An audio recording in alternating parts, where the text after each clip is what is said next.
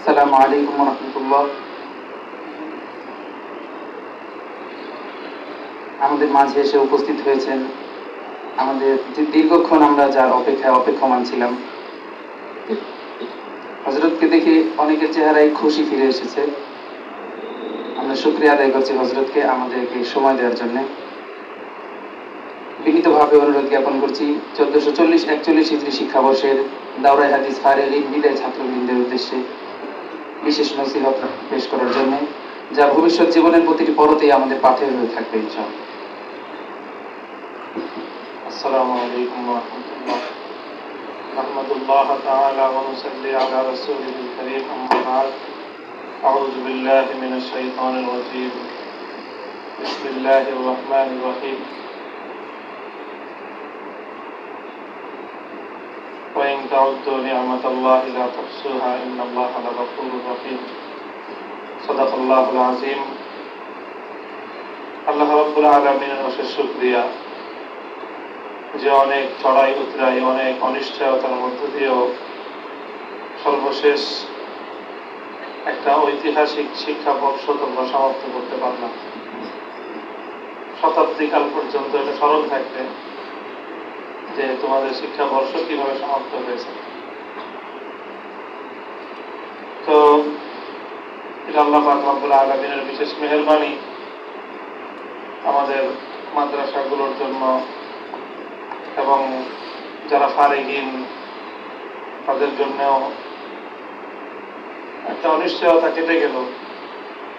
গত বছর যথাসময়ে পরীক্ষা হয় নাই, দীর্ঘ একটা বিরতি, সবকিছুর পর আবার সুন্দরভাবে পরীক্ষা নিরীক্ষা দিয়ে শেষ করে চলতি শিক্ষাবর্ষটাকেও কাজে লাগানো যাবে এরকম একটা পরিবেশ হয়েছে আলহামদুলিল্লাহ। এবং শেষে আবার একটা সর্বশেষ আনুষ্ঠানিকতার মাধ্যমে সকলে সম্মিলিত হয়ে সুন্দরভাবে নিজেদের যে বর্ষ সমাপ্তি, এটা একটা গ্রেট এন্ডিং হচ্ছে, একটা আজিমুসান ইন্তেহাই প্রোগ্রাম হতেছে। এই জন্য তোমাদেরকে মোবারকবাদি জানাই যে আল্লাহ পাকের পক্ষ থেকে এটা একটা বিশেষ খাস নেয়ামত তোমাদের উপর।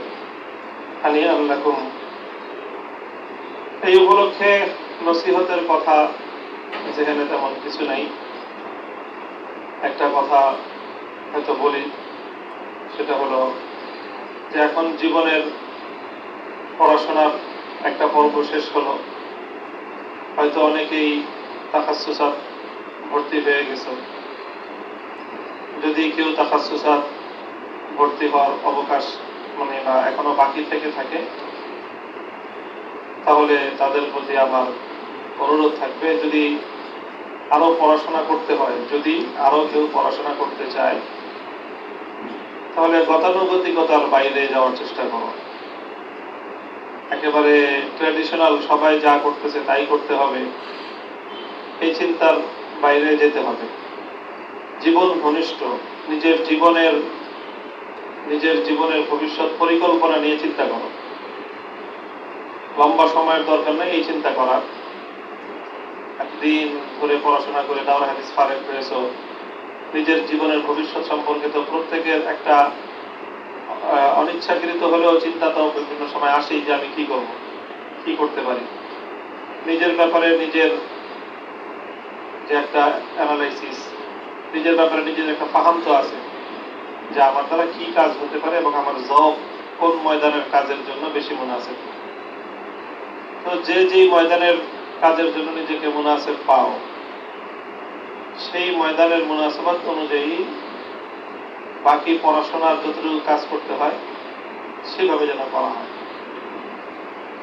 এখন আমাদের বড় বেশি দরকার,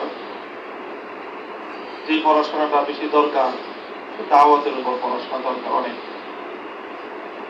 বিভিন্নমুখী দাওয়াত, যেগুলো প্র্যাকটিক্যাল বিষয়, সমাজে দাওয়াতের বিষয় নিয়ে যেগুলি কাজ করা দরকার। দাওয়াতের কাজের অনেকগুলো শোভা আছে, একেবারে আধুনিকতম শাখা থেকে নিয়ে শুরু করে একেবারে সনাতন কাদিম তরিন শাখা, জাদিদ তরিন হালাত থেকে কাদিম তরিন হালাত পর্যন্ত দাওয়াতের যে ময়দান, যে মেহবার, এর মধ্যে সবকিছুই আছে। তুমি যদি একটু আধুনিক মনস্ক হয়ে থাকো, তোমার তবিয়তের মধ্যে যদি সেই রকম একটা পরিচ্ছন্নতা বা খুব সুন্দর সাজায় গুছায় কাজ করার তবিয়ত যদি থেকে থাকে, তুমি দাওয়াতের লাইনে, আধুনিক মিডিয়ার লাইনে কিভাবে কাজ করা যায় সেদিকে আগাও। মিডিয়ার লাইনে কাজ করার চেষ্টা করো, নিজে একজন দায়ী বনো। এবং বর্তমান সময়ে অনলাইন জগৎ, এটা সকল চিন্তা ফিকির প্রচার প্রসারের সবচেয়ে বড় ক্ষেত্র হলো অনলাইন। কাজে অনলাইনে দাওয়াতের ব্যাপক ক্ষেত্র আছে। তুমি যদি ইলমি তাহকিকাতের ময়দানে অনলাইন ভিত্তিক কাজ করতে চাও, তাহলে শুধু এই যে কোনো তাখাসুস করলে হবে, কিন্তু এমন ভাবে তাখাসুস করার চেষ্টা করো যাতে তোমার অনলাইনের উপর একটা মহারত হাসিল হয় এবং অনলাইন ভিত্তিক দাওয়াতের কাজের একটা পরিকল্পনা যেন নিজের জীবনে থাকে। এটা একটা ক্ষেত্র হতে পারে। আবার অফলাইনের যে দাওয়াত, একদম মানুষের কাছে গিয়ে গিয়ে দাওয়াত, যেটা দাওয়াতের সর্বকালীন যে নমুনা, সেই নমুনাতেও দাওয়াতের কাজ খুব হওয়া দরকার।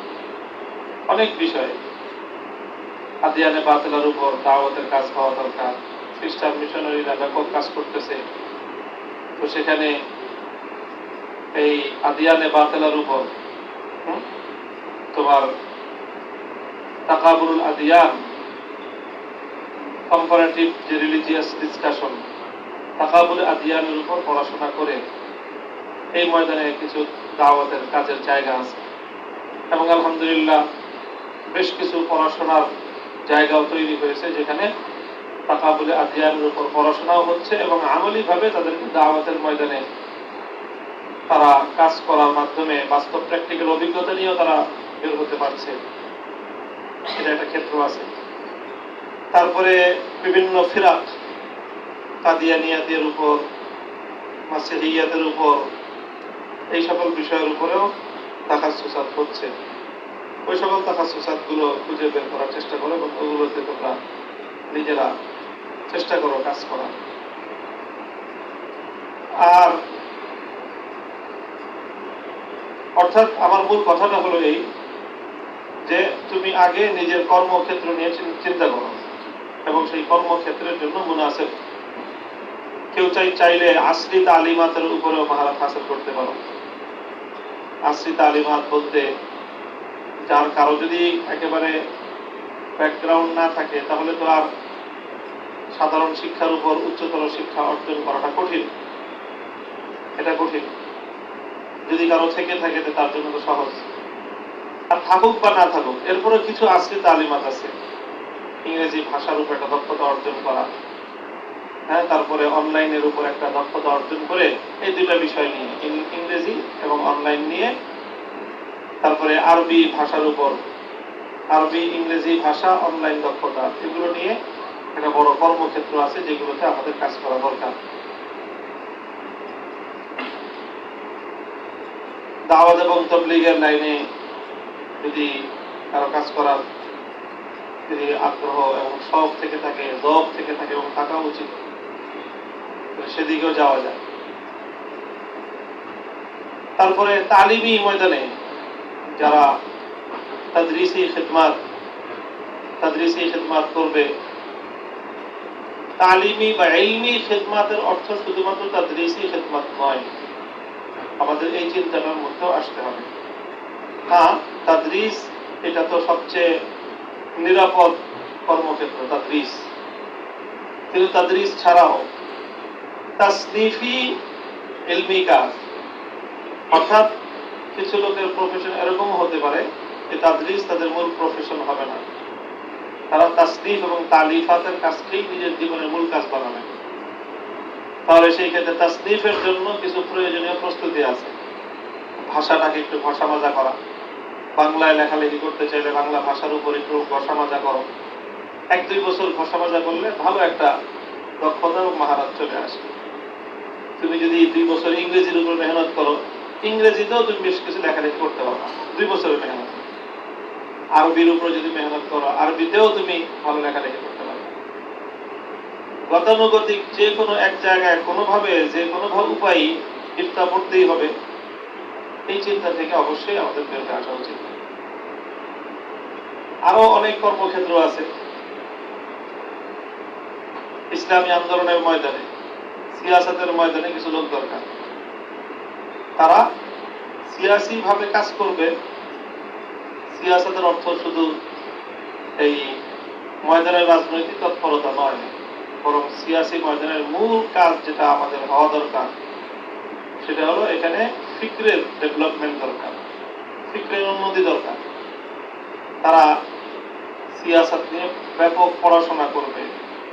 তাহলে হাজিরের সিয়াসি আফকার গুলো কি আছে, বর্তমান বা নিকট অতীতে যে সমস্ত রেভুলেশন গুলো হয়েছে, বিপ্লব গুলো হয়েছে, সেই বিপ্লব গুলো নিয়ে পড়াশোনা করা দরকার। সেই বিপ্লব গুলো কিভাবে হয়েছে?